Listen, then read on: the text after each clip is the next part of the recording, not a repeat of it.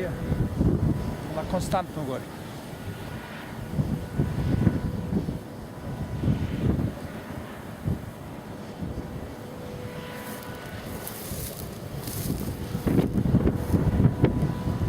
Znaš dakle si najbolji? Sve ono brde. Tamo gore brdo, tamo stoja i Uroš Jahar.